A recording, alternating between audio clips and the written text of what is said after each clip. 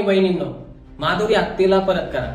एवढं सजीव कोणाचं काय वाईट करणार. दिल्लीलाच बघा भावांनो, तर रस्त्यावरची कुत्रे जे आहे ते दिल्ली सरकार मारून टाकत आहे. कुत्र्यांनी काय केलंय भावांनो?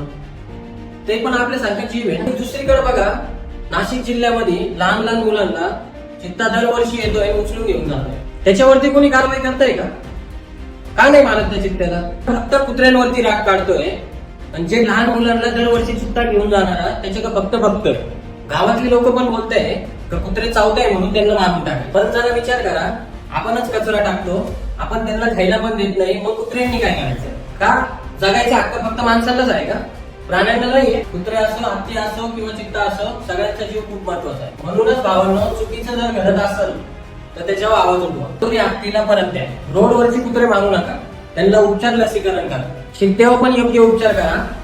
पिंजरा लावा आणि त्यांना जंगलात रववा. आणि जंगल तोडू नका. शेवटी सांगतो, प्राणी नसला तर माणुसकी शिल्लक राहणार. कुठलाही अन्याय जर एखाद्या प्राणीवर होत असेल तर त्याच्या विरुद्ध आपण आवाज उचललाच पाहिजे.